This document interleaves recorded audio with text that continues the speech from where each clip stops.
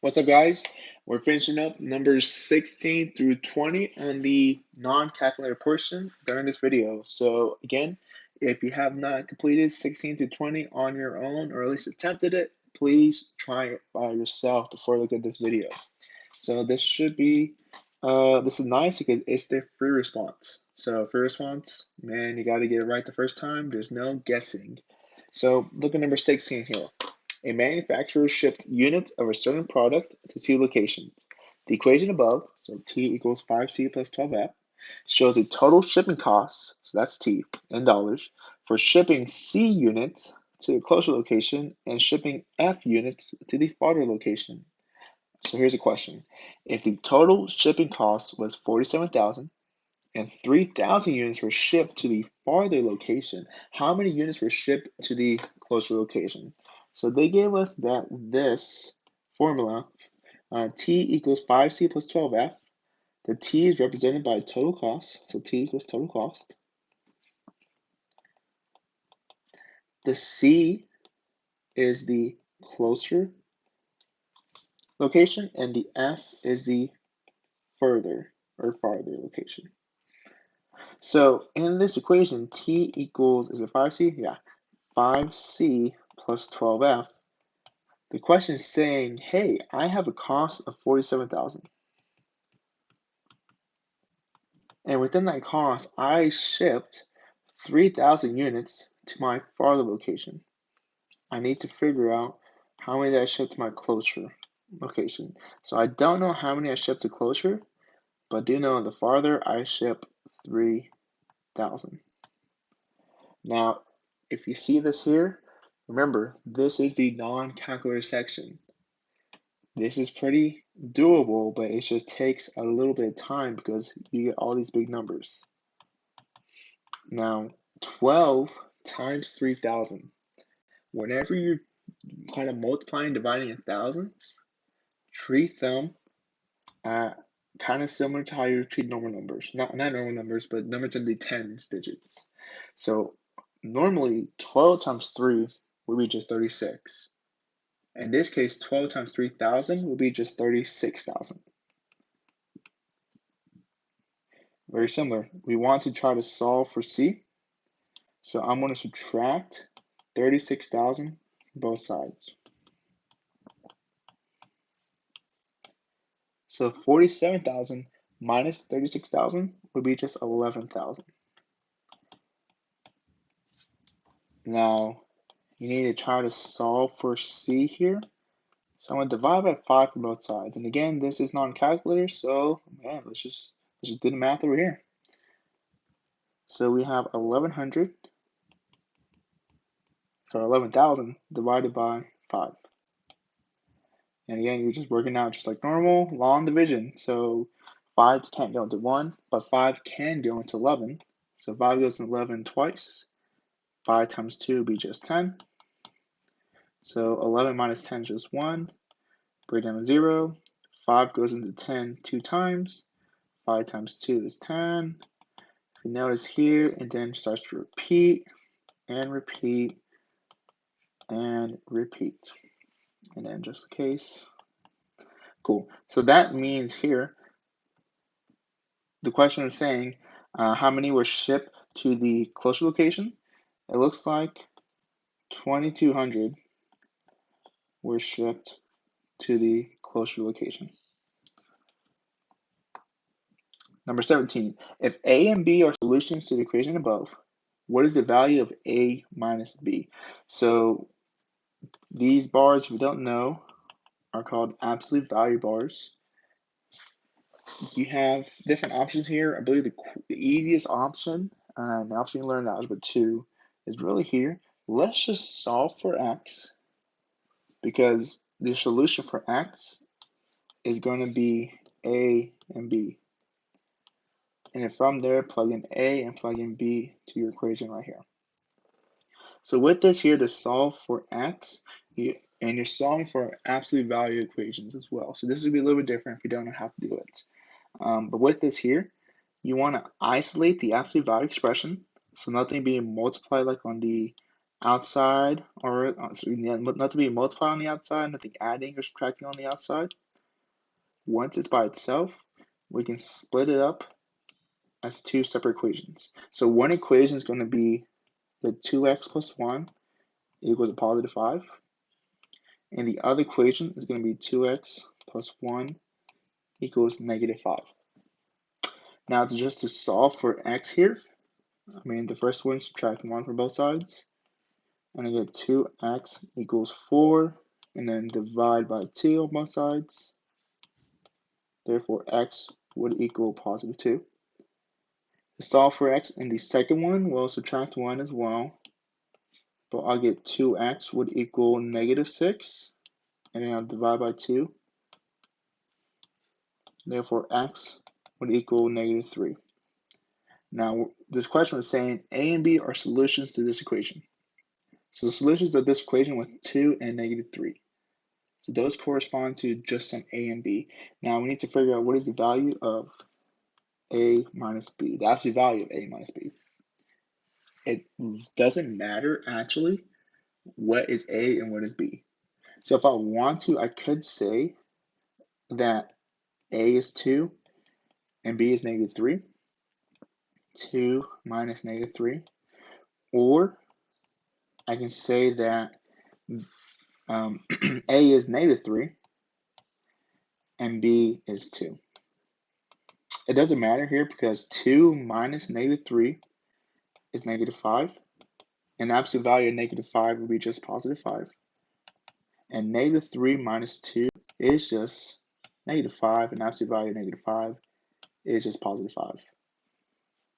And I'm looking to see a mistake here because 2 minus negative 3 is a positive 5, not a negative 5. But either way, absolute value of 5 is 5, and absolute value of negative 5 is still 5 because that's what absolute value allows you to do. So what is the value of a minus b? The value of a minus b would be a positive 5. Number 18. Juan purchased an antique that had a value of $200 at the time of purchase. Each year, the value of the antique is estimated to increase 10%, so that seems important.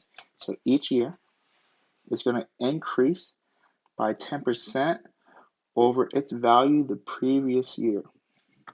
So the estimated value of the antique in dollars 2 years after purchase can be represented by 200 times A, and A is just a constant. So the question here is, what is the value of A?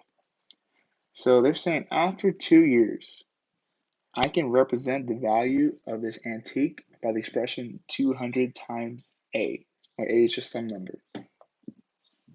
So let's look at it at just the first year. So at the first year when Juan purchased this antique, it was $200. So when I say first year, I mean 1 year after he purchased it. And it increased in value by taking its original value, which was $200.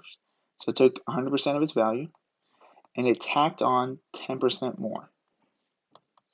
And that's how it got this new value. Now, we're working with different things here, so let's make sure we're all in the same thing. So we're not going to work with percentages, we're going to work in decimals. So instead of saying 100%, I'm going to say just 1. And if I do that, then 10% is the same thing as 0.1. And just to make sure, we combine that, 1 plus 0.1 is just 1.1. So in this first year that Juan had this antique, it increased by 10% of its value. So originally was 200%. Sorry, originally was 200, increased by 10%. Therefore, it would be 220.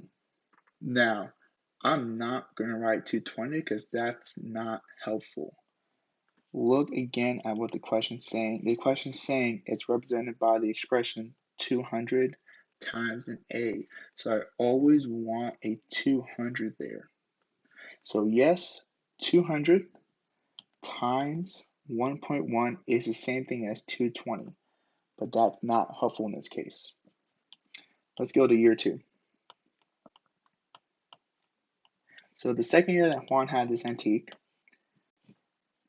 it it costs 200 times 1.1. We figured that out from the first year he had it. But since another year has passed, I would now do the same thing that I did here. I'll highlight in orange. I would take 100% of that value, add 10%, which is the same thing as 1 plus 0.1, which is the same thing as 1.1. So I would tack on another 1.1 here. And again, I want my final expression to be 200 times some a. Therefore, on this second year point here, I want to bring down 200, but I'm going to simplify the 1.1 times the 1.1. Now, if you know what 1.1 times 1.1 is, it is just 1.21. But I'm going to show you how I got that. If you're multiplying two decimals, maybe you forgot this, but if it helps you, you can bring out these decimals by moving them out of the equation, moving them out of your numbers, quote unquote. And since I moved the first one decimal place to the right, and the second one decimal place to the right, I moved them a total of 2 decimal places. This now becomes 11 times 11. If you forgot how to multiply, don't worry, you can use this as a mold. 1 times 1 is 1, and 1 times 1 is 1. Same thing here. Now, when you add these, 11 times 11 is 121. Since I moved my decimals in the beginning, I move them back in the end. And since I moved a total of 2 places, I move back 2 places. Again, if you already knew how to do that, that's totally fine. If you didn't, again, that's totally fine. So this brings me that, hey, my answer wants to be 200 times a. In this case, my a value would be 1.21. This was a little more of a tricky one, so we need to go back and rewatch this part of the video. Again, that's totally fine. Biggest thing here is, hey, it's going to increase 10% over its value the previous year. Understanding that sentence is key to this whole question. Coming down to the last two, number 19.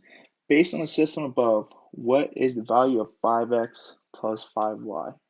Now, on number 17, what we did here is we solved for x, and that x gave me 2 values. Those values, we call them a and b. You can do the same thing here on number 19. If you want, you can solve for x, and then plug into one of these two equations, and find your y, and then plug in those 2 values into 5x plus 5y. You can solve for x, then try to find your y, and then plug that into 5x plus 5y. That's legitimate and that works.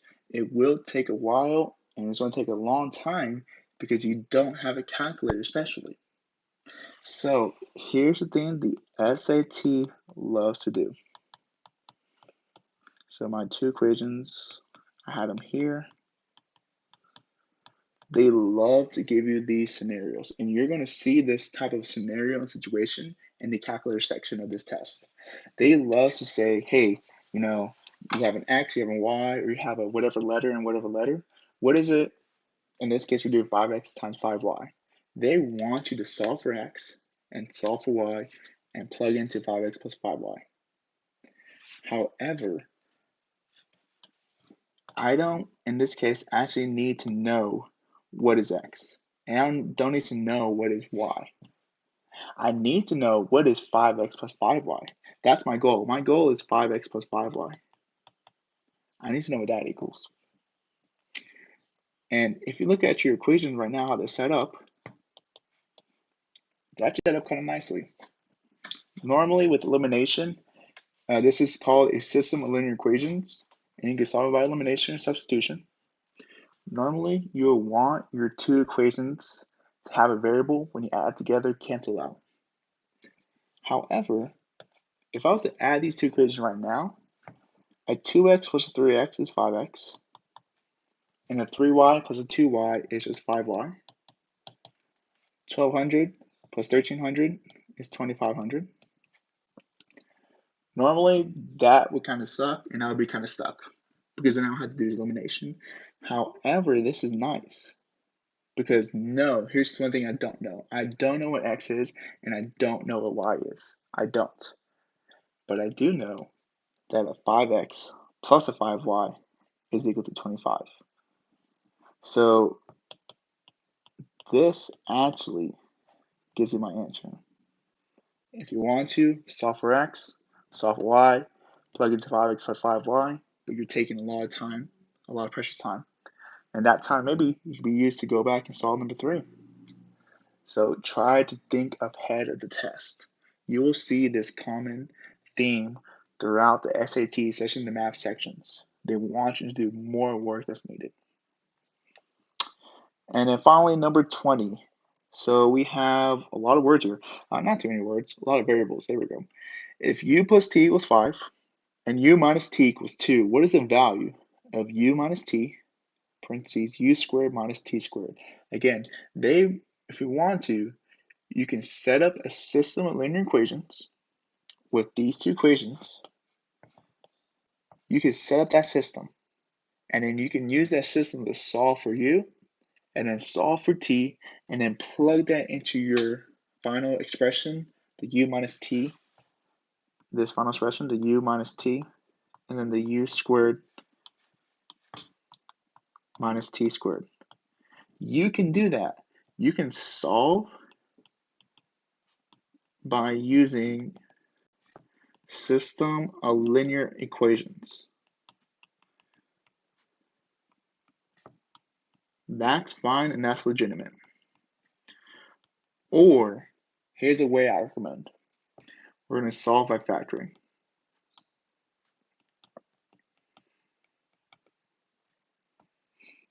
Again, I don't know what u is, I don't know what t is. I don't care really in this case, honestly, because I care what u plus t is, u minus t is. So if you notice this equation, I have a u squared minus t squared. This is, to factor this is something called a difference of squares. What this difference of squares is, it's a special case to solve by factoring. Now, this works every single time if you have two perfect squares, but basically, I can rewrite the u squared minus t squared as a u plus t and u minus t. I took the square root, quote unquote, of both terms. And that's nice because now I can rewrite this. Instead of saying u squared minus t squared, I can now rewrite that as a u minus t and a u plus t. Again, how I did that is called a difference of squares. This again, very similar to like number 19. I don't know what u is, and I don't know what t is, but I do know that a u plus t equals 5 and a u minus t equals 2. So plug that in to your equations. So instead of saying u minus t, I can say that's a 2. And instead of saying u plus t, I can say that's 5. So here, 2 times 2 is 4, and 4 times 5 is 20. So that means that the value of u minus t times u squared minus t squared would equal 20. Again, SAT loves to do this. They would want you to maybe to solve for u, solve for t, and then plug that in. And that works, but that takes a long time. Use a shortcut way of, and then identifying this part here, that u squared minus t squared. But with that being said, you will see this on the calculator section of this test as well. But thanks for watching. Tune in to the next section where we tackle the calculator section.